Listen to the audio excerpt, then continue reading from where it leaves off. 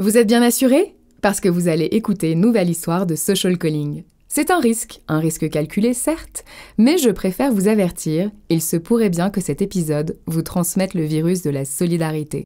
Parce qu'avec la Massif, on a eu envie de découvrir ce qui se cache derrière l'engagement et la solidarité des gens.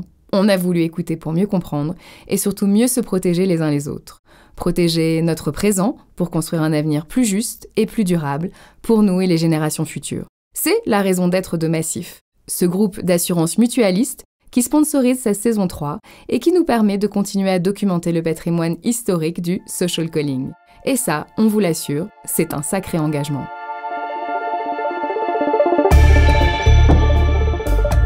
Pour terminer en beauté cette saison 3 de Social Calling, j'ai choisi de faire un pas de côté et de recevoir Zarina Khan, une philosophe engagée pour la défense des droits de l'homme et de l'enfant, reconnue par l'UNESCO comme experte pour la culture de la paix. Et nous en avons bien besoin par les temps qui courent. L'histoire de Zarina est une inspiration à honorer cette paix au-delà des drames, des malheurs, des guerres et des luttes intestines qui émaillent nos vies, comme celle de cette femme d'origine russo-pakistanaise, née en 1954 à Tunis. Son histoire est un message d'espoir qui en dit long sur la force de l'engagement que nous prenons vis-à-vis de nous-mêmes pour nous autoriser à devenir qui l'on est et faire la paix.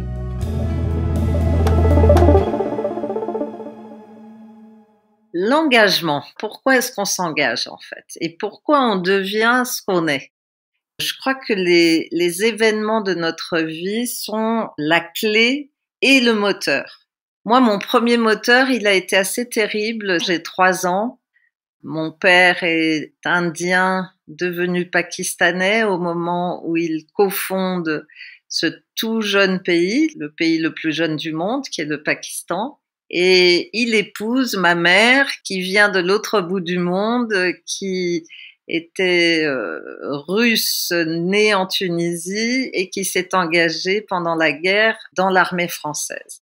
Elle est devenue lieutenant de l'armée française et après la guerre, on lui propose de rejoindre ce pays qu'est le Pakistan, où elle rencontre un peu comme un conte de fées ce prince indien qu'est mon père. Tout ça a l'air tout à fait beau et extraordinaire au sens propre, sauf que dans ce pays, un musulman qui épouse une chrétienne russe orthodoxe, ça soulève vraiment des haines particulièrement dures. Et alors que nous sommes dans la rue, un jour comme tous les autres, des pierres commencent à tomber sur ma mère. Quand on a 3 ans, on regarde le monde avec curiosité, avec bonheur aussi de découvrir. Et là, tout à coup, quelque chose n'est plus en cohérence avec le monde que l'enfant imagine. Quelque chose est en dehors du compréhensible. Et ma mère, dont je tiens la main, tout à coup me regarde, elle est blanche et blême et elle me dit « Maintenant, tu vas courir et tu lâches ma main ». Je lâche sa main et je cours. Et derrière moi, j'entends les pierres qui tombent sur le corps de celle qui m'a mise au monde. Je pense que ça a été la fondation de toute ma vie. C'est-à-dire cette incompréhension totale devant un meurtre programmé par la haine sous prétexte qu'une religion n'est pas celle de l'autre. Ma mère n'est pas morte ce jour-là, elle a mis longtemps à se remettre et après cet événement terrifiant, mon père et ma mère qui s'aimaient intensément ont décidé de se séparer et que ma mère m'emmène avec elle.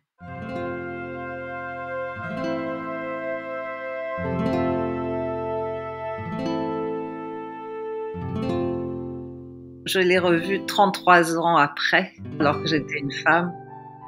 Donc l'enfant que j'étais ne pouvait pas comprendre, ne pouvait pas accepter.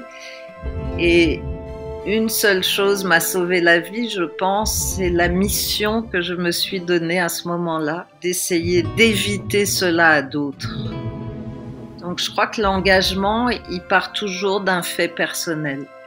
Il nous arrive quelque chose, nous regardons le monde et quelque chose ne va pas dans ce monde-là. Et donc nous allons essayer de le réparer.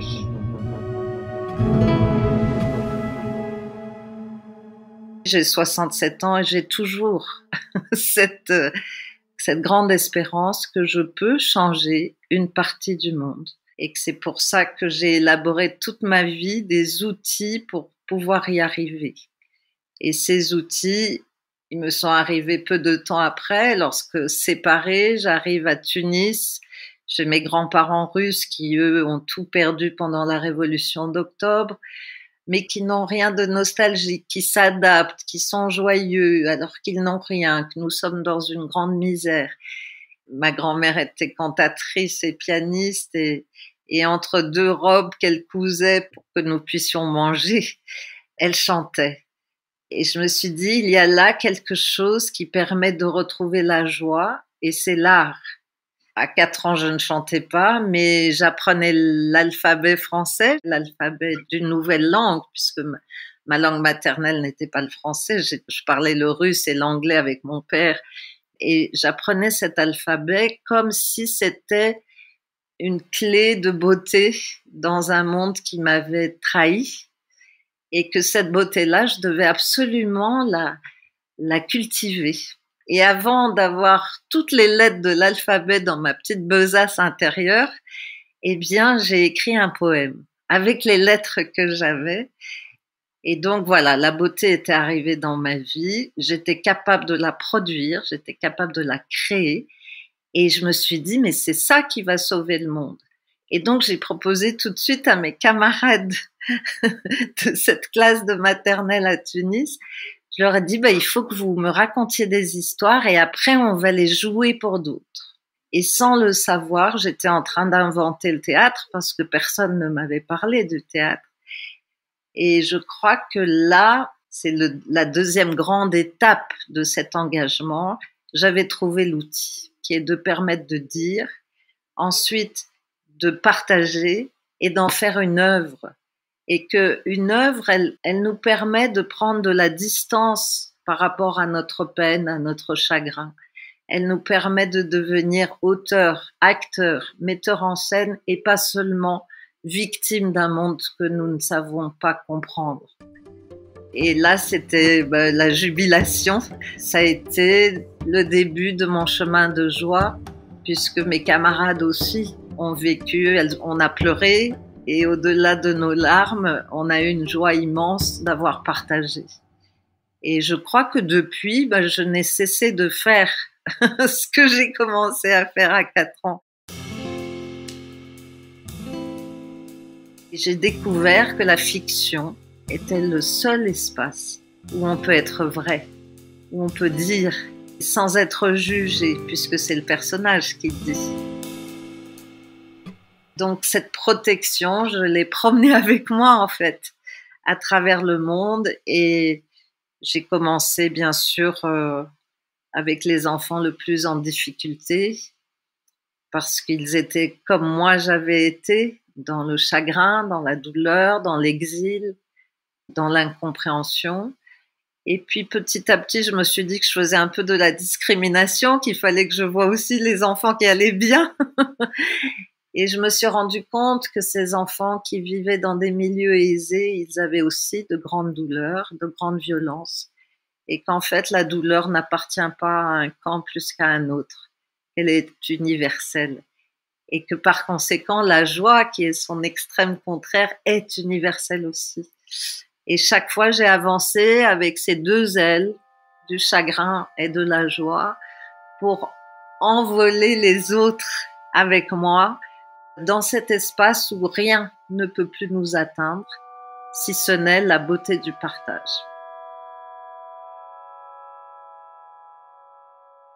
Mais la vie m'a offert, chaque fois là où je devais être. Et quand la guerre a éclaté à Sarajevo, c'était très évident que je devais y être. J'étais en train de répéter une pièce sur la guerre, une pièce d'Eschyle. J'aime beaucoup cette époque-là, j'y vis beaucoup en fait, dans la Grèce antique. Et j'étais en train de répéter à la cartoucherie de Vincennes une pièce que j'avais traduite du grec ancien de Eschyle, Les 7 contre Thèbes, l'histoire terrible, la fin terrible de la tragédie d'Œdipe. Et c'est à la radio que j'ai entendu que la guerre avait éclaté en ex-Yougoslavie pendant une pause avec les comédiens. Dans ce théâtre, on était quand même dans un grand confort tout en jouant des mots terribles, les mots d'une tragédie universelle. Et j'ai entendu pleurer une femme à la radio parce qu'elle venait de perdre son fils. J'ai entendu un général bosniaque dire le chaos. Et j'ai reconnu les mots d'Eschyle, en fait, qui 2500 ans auparavant disait dans son œuvre la même douleur. Et là, un lien s'est fait et j'ai tendance à dire que c'est Eschyle qui m'a envoyé à Sarajevo parce qu'il m'a dit « Regarde, la guerre est là, à ta porte, en Europe. Et toi, tu répètes mes mots à moi, mais maintenant, tu dois aller collecter les mots des autres. » Et c'est comme ça que j'ai obtenu, mais c'était presque un miracle, une autorisation de l'ONU pour 5 jours. 5 jours à Sarajevo, 7 jours en tout, un jour pour aller, un jour pour revenir. C'était ridiculement peu. Et en même temps, j'ai pris ce qui m'était offert et je suis arrivée dans ce pays en guerre, déchiré, dans un avion militaire. Et j'étais préparée par Eschyle à la guerre, mais en même temps, quand on la découvre, j'ai envie de dire en vrai, c'est encore tout autre chose. Et j'avais décidé d'ouvrir un atelier d'écriture, mais à distance, comme ça. On m'avait dit 1er octobre 93, à tel endroit. Et tout était complètement inconnu et arbitraire, c'est-à-dire qu'en marchant vers ce lieu de rendez-vous, dans cette ville assiégée, de nombreuses questions presque métaphysiques m'ont traversée en disant « Mais qu'est-ce que tu fais là ?» J'avais déjà 3 enfants à ce moment-là, que j'avais laissés à Paris. Et tout à coup, j'ai réalisé que la mort était partout autour de moi et que j'étais là pour faire du théâtre. Et il y avait... ça pouvait paraître complètement fou, en fait. Et je marchais en me disant, mais comment je suis arrivée là? Qu'est-ce qui m'a poussée à venir ici vraiment? Que vont devenir mes enfants s'il m'arrive quelque chose? Des questions très simples, en fait. Et à ce moment-là, un obus est tombé, vraiment pas loin de moi. Et là, j'ai senti, il n'y avait plus de questions, il n'y avait que le tremblement, les vitres qui se cassent, le tremblement de la terre, le tremblement des murs, le tremblement de mon corps, un immense tremblement qui a envahi absolument tout. Et plus de questions parce que lorsque le tremblement s'est légèrement éteint, j'étais vivante et j'avançais. Et j'avançais vers ce lieu de rendez-vous. C'était une petite place qui s'est découverte à moi dans les encore de choc où j'étais. Et tout à coup, j'ai vu 14 adolescents qui étaient dehors, qui ne s'étaient pas réfugiés dans un abri, malgré l'obus qui venait de tomber, et qui m'ont dit après, on ne voulait pas rater le rendez-vous. Et c'est là, dans cette réponse de ces 14 adolescents, que j'ai compris que l'art était peut-être aussi important que la vie, pour eux comme pour moi. Et que, à travers le monde, dans toutes les expériences que j'ai vécues, j'ai réalisé que dire, être dans cette transmission de ce qu'on vit et de ce que l'on ne comprend pas, était une clé majeure. Je les ai presque grondés de ne pas s'être réfugiés, et pourtant, c'est eux qui m'ont donné cette leçon extraordinaire, qui confirmait en fait les choix que j'avais faits. C'est-à-dire que je ne suis pas seule à le penser, je ne suis pas seule à avoir cette folie d'aimer cet espace plus que tout. Et lorsque, en 5 jours, nous avons écrit et monté le dictionnaire de la vie de Sarajevo, où j'ai recueilli leurs paroles qui étaient d'une douceur tout à fait contraire à la violence qui nous entourait, qui était d'une douceur, déjà d'un pardon vis-à-vis de l'ennemi, alors qu'ils avaient tous perdu un frère, un père, une mère dans cette guerre. Et ils étaient dans cette douceur de dire aux autres, vous qui avez la paix, préservez-la, parce que c'est elle qui va vous permettre d'être au monde, même si ce n'est plus le cas pour nous. Nous serons blessés à jamais. Eux aussi, ils ont pris cette mission à cœur de dire aux autres, la paix, préservez-la dans votre cour de récréation, sur la place de votre marché. Arrêtez de juger, arrêtez de vous diviser, parce que l'ennemi, c'est notre frère. L'ennemi, c'est vraiment notre frère. Et chez eux, c'était encore plus vrai, puisque l'ennemi parlait la même langue qu'eux, était allé aux mêmes écoles. Donc, c'était encore plus fort de dire l'ennemi est mon frère.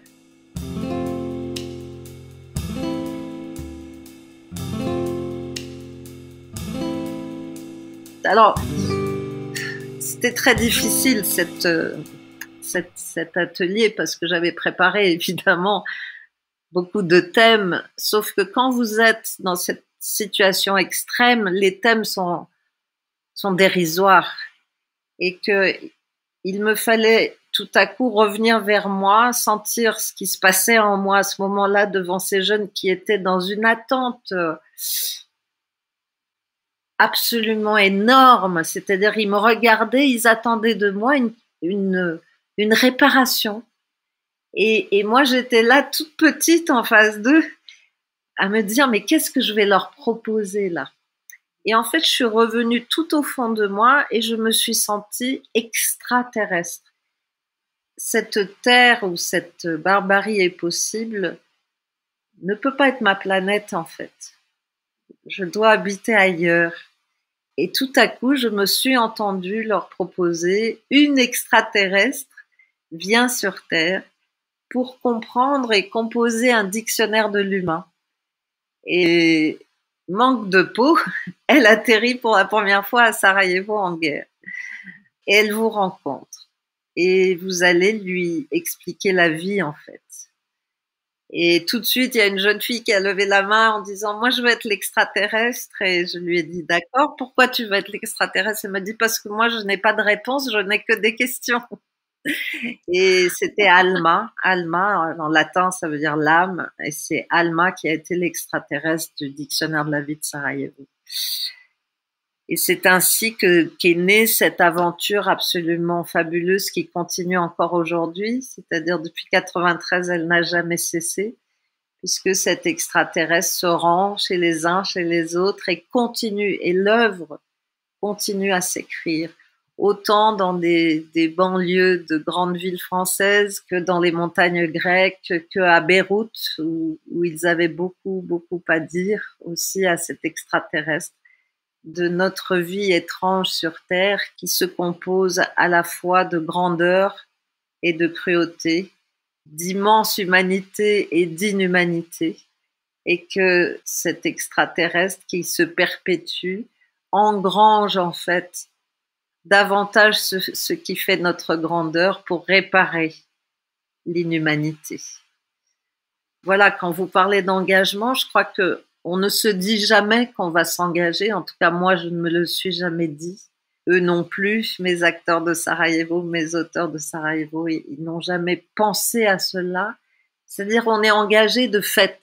On est pris dans ce besoin de réparer et d'ouvrir des espaces meilleurs. On ne peut pas faire autrement, en fait. Et je pense que c'est la définition de l'art. Celui qui entre dans l'art, il ne peut pas faire autrement que d'y entrer. Il n'a pas le choix. Parce que c'est sa vie, c'est le tracé de sa vie. C'est son destin, peut-être, pour ceux qui y croient. Moi, je sais qu'il n'y a pas de hasard, en tout cas, puisque on m'a toujours emmenée là où je devais être. Donc, c'est ça que j'ai voulu. Peut-être si j'ai écrit le roman de ma vie que je viens de terminer en 3 tomes, c'est 1200 pages. Si j'ai écrit cela, c'est peut-être pour transmettre aux autres, de se laisser faire par ce qui est le plus profond en soi. Et tout à coup, la vie va vous emmener là où vous devez aller. Et il faut pas s'accrocher à nos bouées, à nos certitudes, à nos envies de faire plaisir à nos parents, à nos compagnons. Il faut juste se laisser être ce qu'on est.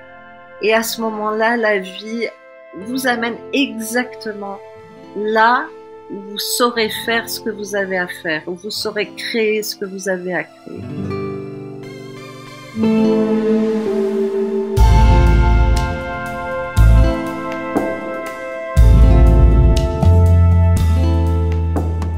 C'était le 37e épisode de Social Calling et le dernier épisode de cette saison 3. Si l'histoire de Zarina Khan a piqué ta curiosité, je te recommande son autobiographie en 3 tomes. La sagesse d'aimer, la forge solaire et l'œuvre à la joie. Et si tu as envie de participer à un atelier théâtral ou faire plus ample connaissance avec Zarina, rendez-vous sur le site zarinakhan.org ou au Art Café de Mirabel en Ardèche. C'était une joie cette saison 3. Une joie de mutualiser nos voix, nos convictions, nos valeurs, nos combats, notre solidarité et notre amour aussi. On espère que ces histoires d'engagement vont résonner en toi comme un écho, l'écho de ta petite voix intérieure qui te murmure « Vas-y, change le monde » et incarne le changement que tu aspires à voir fleurir.